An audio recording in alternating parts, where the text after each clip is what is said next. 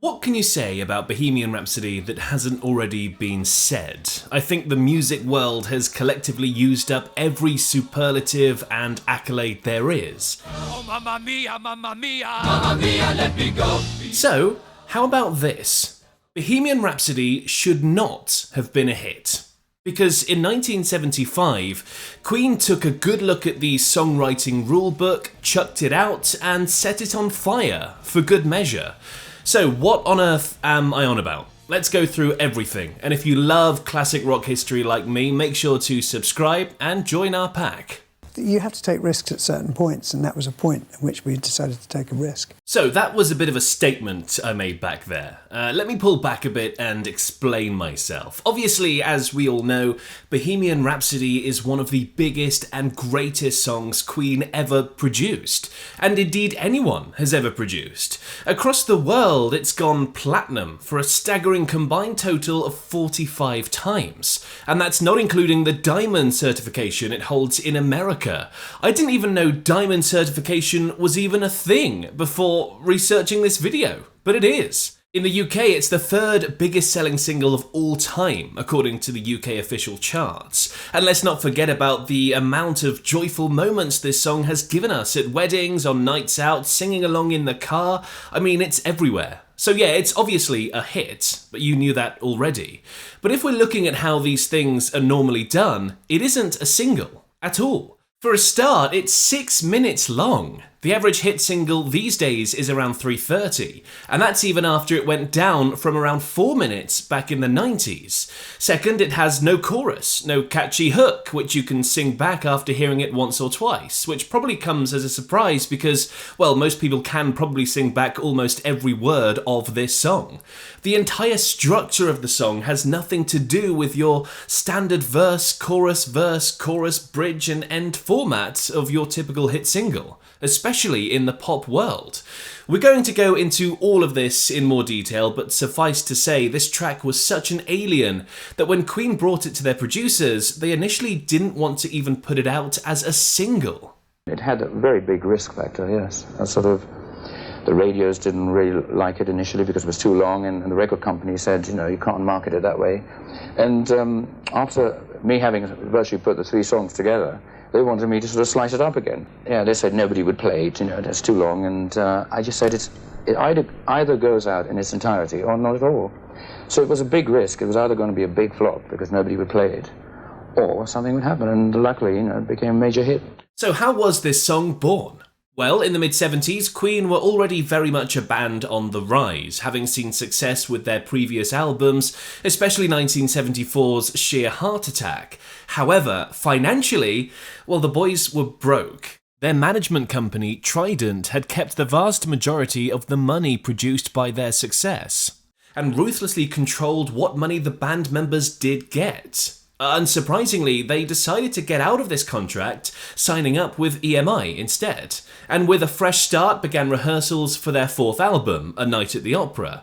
Enter Freddie Mercury, who brought a little something into the rehearsal space that the band thought had potential. The whole song was written by Freddie, and was actually in the works a long time before it was all brought together.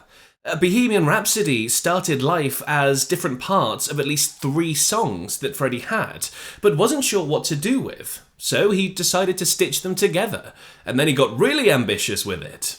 He dubbed it a mock opera, and went crazy with the song structure, completely foregoing anything resembling a single.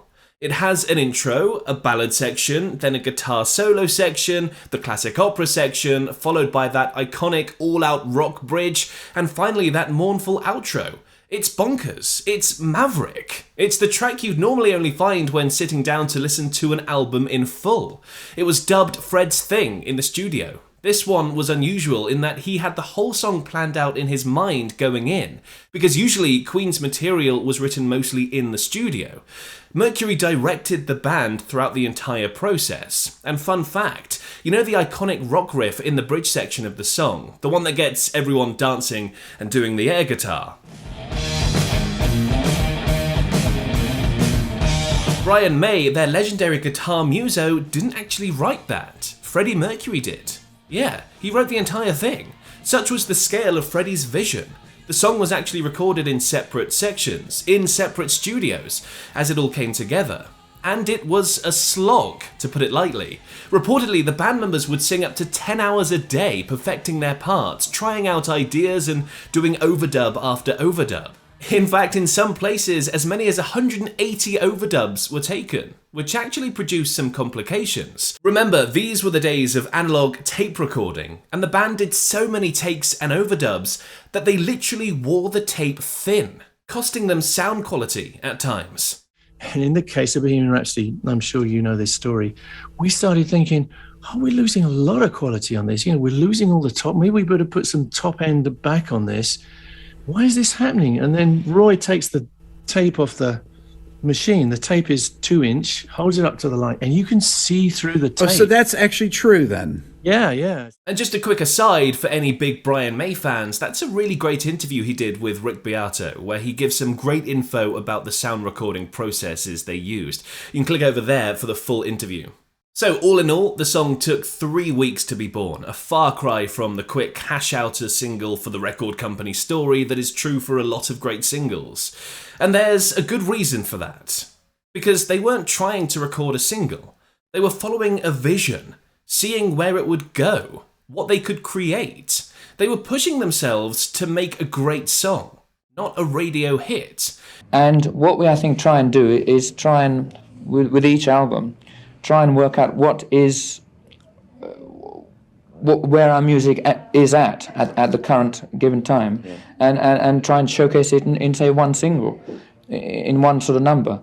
And that's what takes the sort of single format. With Night at the Opera, we just felt that Bohemian Rhapsody was the song that would sort of say what we're doing at the given time. Now, when you look at it like that, it makes a little more sense why the song doesn't follow the usual patterns of a hit single. Now, as I mentioned earlier, the record label weren't thrilled with the idea of this song. They wanted to trim it down and cut out entire sections to make it more radio friendly. But the band, particularly Freddie Mercury, were adamant that it was either released as is, full package, or not at all. I mean, the record company, in their infinite ignorance, of course, immediately suggested that we cut it down, and so did our manager at the time. And somebody did cut it down. I think John actually did an edit. So it goes from I Just Killed a Man, the ballad side, to the end. You know, the last bit of the ballad. You've got no operatic, you've got no heavy bit. Now, in the 2018 movie Bohemian Rhapsody, Rami Malek, playing Mercury, famously tells EMI exec Ray Foster that if he didn't release it as a single, they'd walk and take the album with them, which they then proceed to do. You will forever be known as the man who lost Queen. Now, this has since gone down in pop culture legend, often quoted when the song comes on. But the thing is, there's no proof he actually said that. There have been many interviews where the band members talk openly about the recording and release of the song, and in none of them does anyone mention what would surely be a memorable moment. Because the fact is, Queen wouldn't leave EMI until 2010, so it appears that one of the most popular Bohemian Rhapsody trivia facts just isn't true. There's a reason I haven't mentioned the film up to this point as well, by the way, despite being immensely successful with moviegoers, with fans applauding Rami Malek's brilliant performance, and it is brilliant. Critics and die-hard Queen fans have slammed the film for having so many inaccuracies. However, one thing that does appear to have really happened is that Capital Radio host Kenny Everett had a helping hand in getting the track seen as a single. Having received a copy of the track, Everett proceeded to play it 14 times in a single October weekend, flooding the airwaves with Queen's New Baby and creating massive demand for the track, which EMI had little choice to cave to. Yes, friends, Freddie pressed it into my hot little hand this very last night, and he said, "Go forth and be fab, Ken." So, ladies and gentlemen, for the first time anywhere in this universe of ours, we present at this moment of time the new Queen single. The first time ever the song was played on radio. How cool is that? But it's not just the length and the unconventional structure that makes this song stand out from other hit singles. The lyrics, and even the name, are wildly different. And let's start with that name, Bohemian Rhapsody. Well, Bohemian refers to a socially unconventional person, especially one who is involved in the arts. That's how it's defined. That's Freddie, down to a T, isn't it? Rhapsody is either defined as an effusively enthusiastic or ecstatic expression of feeling, or, in ancient Greece, an epic poem or part of it of a suitable length for recitation at one time. So basically, you could take it as the epic poem of a flamboyant artist, or many other similar interpretations. Either way, it's quintessentially Freddie Mercury, enigmatic and just a little over the top, but in a charming way. Now, for the lyrics, they pretty much follow suit. Almost everyone can recite them more or less word for word, but what on earth do they actually mean? Well, in classic form, no one's really sure of that either.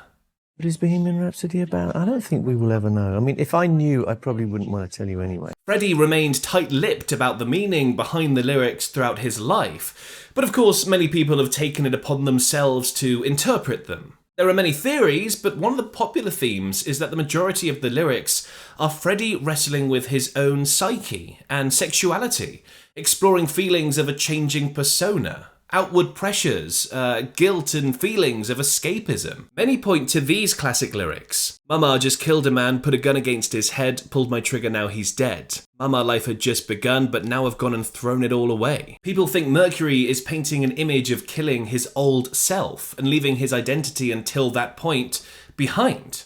However, there was never a discussion about, who got killed and why was it all thrown away. So, who knows? Honestly, combing over those lyrics and all their various theories and interpretations could fill an entire video in itself. Either way, lyrics like that, and of course the bemusing operatic section, I see a little silhouette of a man, Scaramouche, Scaramouche, and so on, are strikingly different from the catchy, not too deep lyrics that often get radio airtime. But despite all of this, Bohemian Rhapsody overcame the odds and became one of the greatest hits ever released. And I'm so glad it did, and I'm sure you are too. What's the best Queen song ever? I don't know. I think it depends from what point of view. I mean, Bohemian Rhapsody is certainly a damn good one.